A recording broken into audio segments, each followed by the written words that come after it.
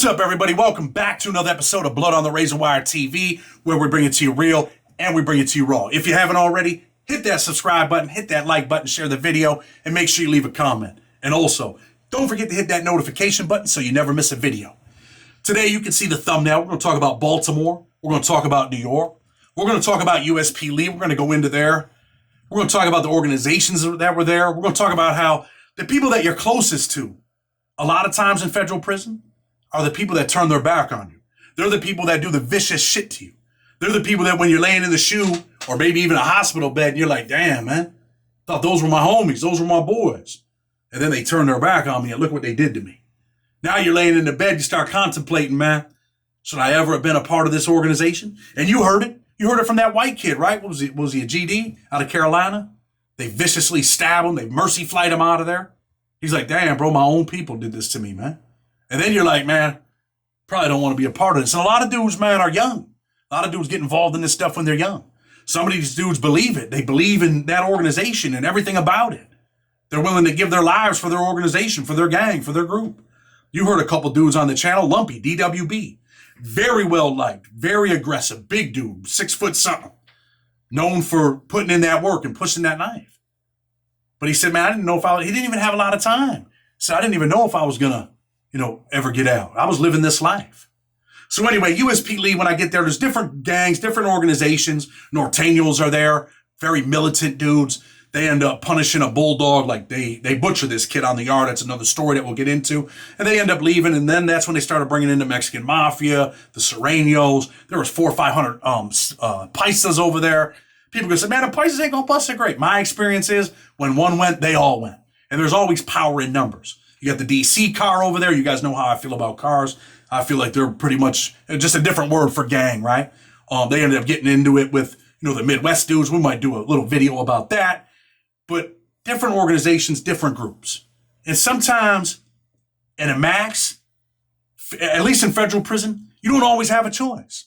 Let's say you show up, man, in Lee County, and you're like, yo, bro, I'm from New York, but I'm doing my own thing. East Coast dudes are like, no, you're not. You're either riding with us or you're riding out. And really, they don't give you an option. When you make that decision, that's it. And they're definitely not letting you just leave, at least back then. They're going to put their hands and feet on you. You're going to leave in a vicious way. They might not use a weapon on you, but you're definitely leaving. You can't change your mind now because they already feel like, now you turned your back on us. Now you only want to be around because of the consequences. We're not giving you a chance. We gave you a chance already. It was either yes or no. You made your choice. So now you're out of here. Sometimes you have no choice. And the things that come with gangs and organizations, you can end up dead. You can end up killing someone else. Anything could happen. Anything. So anyway, let's talk about this Be More in New York thing, right? USP Lee, the Bloods, pretty much it's Jersey and New York Bloods that are there. There's not really any Bloods from anywhere else except for the one kid that we interviewed from Philly that was a Blood. He was kind of a little bit crazy. He was there. But anyway, their leader. People say, show me your leader and I'll tell you about your followers. Show me your leader, I'll tell you about your people. So the leader back then was a dude named Boogie. Boogie had a life sentence, well respected. He would definitely push that knife, played no games. But eventually he wins an appeal and he leaves. He goes back to court. Eventually he would come back. He goes back to court on that life sentence, gets a new trial, comes back, and he's still got life. I think he ends up with life plus 30 after the new trial. Sad, but that's the reality of, living that street life, living that gang life. This is it. So anyway, he ends up leaving. He leaves, and there's this kid that shows up, man. His name's D, right? He's from Florida, gets caught in New York, in my city. I knew him in the county jail, knew him coming up. He comes over there and pretty much he's like, yo, homie, I'm at the top of the totem pole. This is my position. And dudes respect that. Now he's the new leader. But he's a different kind of leader. He's a leader that, he's always working out, all cut up. One of the most ripped up dudes I ever seen. But he's got a drinking problem. And the wine, the homemade wine and the moonshine at USP Lee, it's flowing freely, right? And what happens when people get drunk? You know what happens. Sometimes people get beer muscles. Sometimes people get tough. And a lot of times the drunk dudes in prison get knocked out. That's what ends up happening. They get knocked out. They're intoxicated and dudes are like, man, I'm about to punch this dude's head off his shoulders. And you really think you got it. You can fight. You can get it in. But when you're wobbly, it don't always work out. So anyway, this kid's drinking. He's living his life how he wants to live it. He's the shot caller. He's got the whip now. And what happens is some Baltimore dudes show up. They had another kid over there named E. If E's watching, I think E left. He was a real leader too. But anyway, Baltimore dudes show up, right? Now there's some Baltimore Bloods. One of the dudes is a big ass dude, man. And eventually he starts getting the bag. What is that? He's getting that dope. He's getting the dope in. So whenever you have the dope, you have the power, you have the money. I mean, it all comes together, right? You're the dude at the top of the food chain. So he starts telling these dudes like, yo, look, man, we're all Bloods, but we're the top dogs over here. And all them Baltimore dudes, pretty much most of them dudes had some size on them. No disrespect to the Jersey and New York Bloods, but a lot of them dudes were like little dudes, skinny dudes, young dudes. They just, these dudes just had some size on them. And, dudes like, yo, this is what it's going to be. So now, the New York and Jersey Bloods, they're like, man, this dude's, pretty much trying to sun us. This ain't how it works. We're from New York, bro. We ain't playing that. We ain't going for that. And eventually what happens is D ends up getting drunk, and he gets beat up by some Baltimore dudes, right? Baltimore Bloods beat him up. Now the shot caller's gone. D goes to the hole. Eventually I would see him years later, and he would get a sentence reduction and get out of prison. But anyway, he disappears. He goes to the hole. So now there's even more dysfunction, right? Now the Baltimore Bloods just got on a New York Blood, got on the shot caller. They put his lights out, knocked him out, man. They literally knocked this cat out. So now they're out there, they're beefing. The beef is real. They're all the way in on this beef. And in my unit, like I said, some of these dudes, they live for this organization. They live for this group. They believe in this stuff. So you got me, one of my boys, Chiz, who I've talked about on here. He's getting ready, I think, to go upstate again on like his 4th or 5th bid. And we're hanging out with this Spanish kid from New York, man. Pretty good dude, wild dude. Always involved in stuff, man. Always like, yo, what's up? He was a little dude. And, no disrespect to him, but he just didn't have the size, man. He didn't have the size. And sometimes people are like, man, they don't always matter. A lot of times it does. So he starts telling us, yo, look, man, after, D got knocked out, bro, there's a beef. He starts telling us what's going on. And we mess with this kid real tough, man. He's like, man, I ain't got no knife. So I'm like, well, look, bro, I got a visit tomorrow. I got a visit coming. My family's coming. And he's like, man, I got to go out here on the yard with these cats, man. I don't know what's going to happen. Damn, bro. And, he's stressed out a little bit, which he should be. This is prison. Anything can happen. Anybody can lose their life in prison, right? So he ends up, trying to get a knife. I said, look, bro, I'm going to make you one. So we got these little brooms in our cells. Remember them brooms back in the day? Some dudes, that were there. I'd take the broom. I said, bro, you can make a knife out of anything, homie. And believe it or not, I mean, the natives were out there, making arrows and shit. So I take the broom, put it on the wall, and I kick the broom. I break it. Breaks perfect. Now you got a nice little knife. You sharpen it up. It's wood, but you know what? It might keep someone off you. I got a knife, but I actually had a real knife. I had a straight knife. So, maybe, I don't know. We'll just say a staff member might have brought it in or whatever, but I had a real knife. But I'm not giving up my knife. I can't give up my knife. I mess with this kid, but definitely don't want to lose that, right? And of course, you know how federal prison works. We've talked about this before. People make knives. You cut a knife out of your locker. It was late at night. I'm not cutting a knife out of my locker. I'm trying to explain, to old boy, like, man, you probably should make something if you're going out there. But let me also tell you this. A lot of times the New York dudes, even though they weren't Bloods, they would hold, the New York Bloods down. Like there was an alliance, there was a pack. They kind of stuck together, right? But when it came down to, your own people, blood versus blood, the New York dudes were kind of like, man, we're going to stay out of this thing. This is between them. It's between their car. It's internal fighting. So we're not getting involved. So anyway, I ended up making that knife for the kid, man. I go to the visit. I'm on the visit, and I hear it. They hit the deuces. Everybody sit down. They're doing a count. It's about 12:30, 1 o'clock in the afternoon. Old boy goes to the yard. I find out when I come back from the visit. Old boy goes to the yard. He's out there talking to these cats. They're out there rocking them to sleep. But deep in his mind, deep in his heart, he knew. He knew that there was an issue. He knew that there was a beef. He knew that the numbers were low. He goes out there on the yard. They hit him, man. He hits his head on the wall. They knock him out. They take his shoes. This is your own people. This is your own organization. We're not going to mention names, but dude ends up leaving the compound, man, with no shoes. He ends up walking off the compound. And what happens is you could easily lose your life. And like I said, these are the people that you're around. These are the people that you mess with. This is your organization.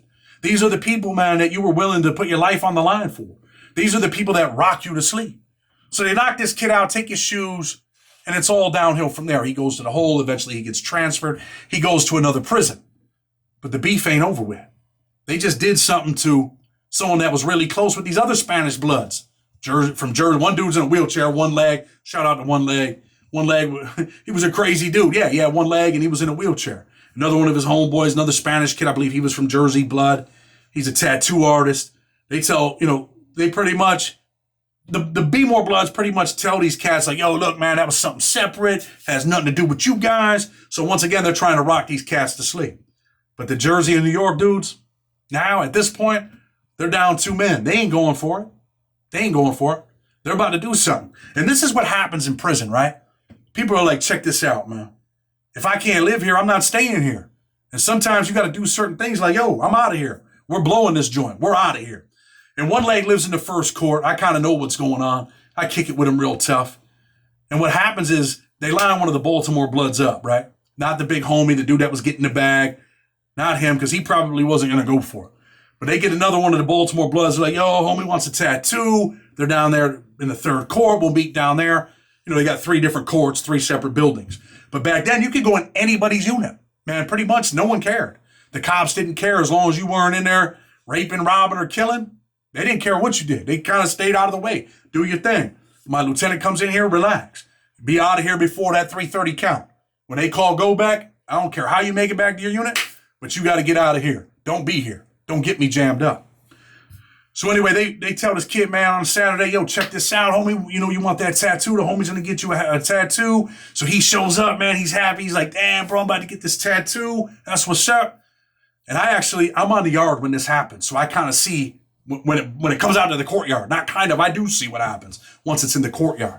So they get old boy in there, man. They're like, yo, what's up, homie? About to tattoo you. Dude starts, doing the tattoo on him. He's wanting to eat some fried chicken. We're cooking some food. And, back then they used to give out these garbage cans. And we would cut the garbage cans with dental floss. You cut them in half. You could pour oil in them. And you could deep fry them. Probably, years later, maybe we'll all get cancer from that shit. Who knows what kind of chemicals were used to make them cans, right? So they're over there. They got old boy lined up, man. He's like, yo, what's up, man? You cooking the chicken? Oh, yeah, I'm right. That's what's up. Dude thinks he's about to eat. He doesn't know that he's about to be the food. He doesn't know that he's about to be the meal. That these dudes are going to strike back. They're not letting that shit go. And they're not going to let you guys rock them to sleep. They're like, yo, we're out of here. We're blowing this joint. So dude's pouring the grease in there. You can buy grease from the kitchen. You can buy, raw chicken from the kitchen. Dude's putting the grease together like he's putting a meal together. Puts it in the microwave. You turn that joint on 20 minutes. That shit's going. Bum, bum, bum, bum, bum, bum, bum. They're in there tattooing the dude, giving him a nice little blood tattoo. And dude's like, yo, what's up, man? What's up with the chicken? He's all, man, it's almost done, man. It'll be here in a minute. It's on its way. Don't trip, homie. We got you. You're going to eat good, man. You drink lemonade? We got a glass of lemonade for you, too. Or you want some wine? You want some moonshine? What's up? Music's going. They're chilling. People in jail, they used to make these little homemade speakers. You hook them up to your Walkman. They're in there chilling, rocking them to sleep. He thinks everything's good. Little does he know it's about to be him. So then one lad, he's out there with the grease, putting that together. The other dude, they come in, and the dude's like, hey, man, we got the chicken right here. Wham! And they hit him in the face with the hot grease. This shit's boiling. What do you think he does? Turns into Whitney Houston. Ah! Come running out of the unit. They're chasing him. Knives in hand. They're chasing this dude. Chasing him through the courtyard. His face is melting, man. And they're just out there beating on this dude, man. Hitting him, stabbing him. Cops come from all over the place, picking people up, body slamming them. And now what happens? We see this from the courtyard, right? I see the dude running. See the cops chasing him, people screaming. They bust off a shot out there. They always used to bust shots at USP Lee. Anyone that's there, they know that. It was practice for them, exciting. They had these big, sand buckets down there. They would bust into them. Boom! They'd fire shots. So anyway, man, total confusion, chaos. Everybody's yelling, screaming. They end up tackling these dudes. They take all the bloods off the yard. The kid that was getting the bag, guess what happens to him? Now, he's got a bunch of money owed out there. You think people are paying him? He goes to the hole, they all get transferred. People ain't paying that dude, man. People ain't sending no money over there. They ain't sending no bread over there. It's all the laws. All for what?